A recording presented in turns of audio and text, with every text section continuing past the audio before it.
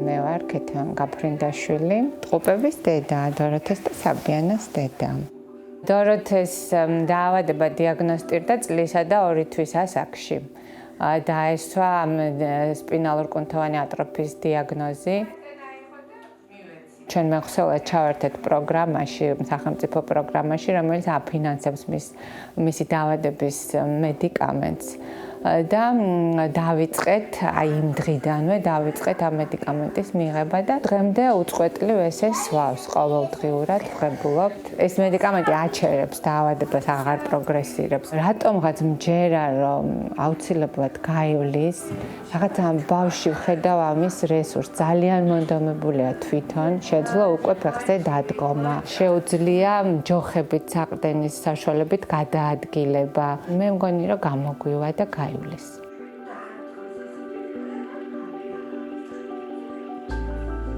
დოროთეს დიაგნოზი რო გავიგეთ, თითქოს საბიანა გადავიდა ჩრდილში. დოროთეს ვარჯიში, დოროთეს წამალი, დოროთეს ეს, დოროთეს ის და აი საბი რაღაცნაირად თითქოს სულ ჩემს გვერდზე იყო. არასოდეს არ მომშორებია, მე დამყავდა დოროთე თერაპიებზე, ფიზიკურ თერაპიებზე და საბიც ყოველთვის თან მყავდა, მანქანაში იჯდა, იქ ველოდებოდით ერთად და რაღაცნაირად თითქოს ეს ბავშვი ამას მიიპროტესტებდა ქვეცნობიერად, რომ არ უნდოდა, რომ აი დოროთეს დღის რეჟიმით ვცხოვრობდით.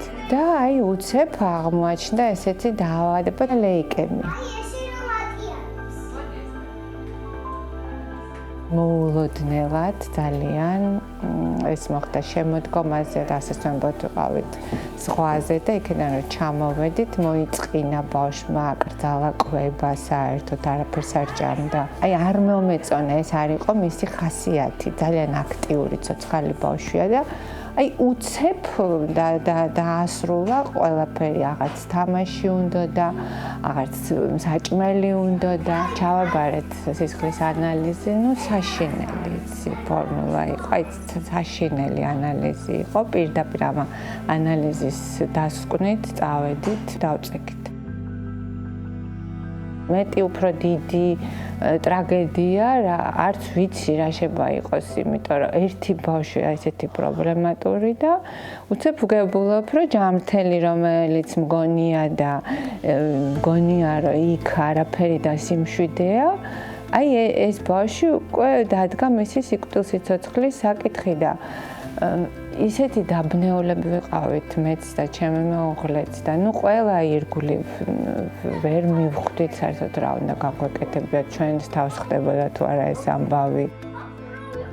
გქონდა შეთავაზება. ანუ უნდა აგვერჩია, მე ისიც არ ვიცოდი, რომ სახელმწიფო აფინანსებდა საზღვარგარეთ მკურნალობას, ესიც იქ შევიტყე საავადმყოფოში და იქვე შემოგთავაზეს სასწრაფოდ მისაღები იყო ეს გადაწყვეტილება, იმიტომ რომ დრო არ ითმენ და სასწრაფოდ უნდა დაწყებულიყო მკურნალობა და წავედით სტამბოლში და რაღაცნაირი სიმშვიდე მოვიდა, რომ აი ჩამოვედი ექიმების ხელში ვარ, ყველაფერი კარგად იქნება, აუცილებლად ჩვენ დავამარცხებთ ამ დაავადებას. ბავშვის ჯანმრთელობის მდგომარეობა ფინანსდებოდა, ყველა საჭიროება ფინანსდებოდა, მაგრამ ჩემი ცხოვრება იყო ხარჯებთან დაკავშირებული. მე ისეთი მხარდაჭერა მქონდა, მოდიოდა თავისით, აი გროვდებოდა ეს ფული, აი უცხო ადამიანები გვირიცხავდნენ, გვიგზავნიდნენ. თქვენი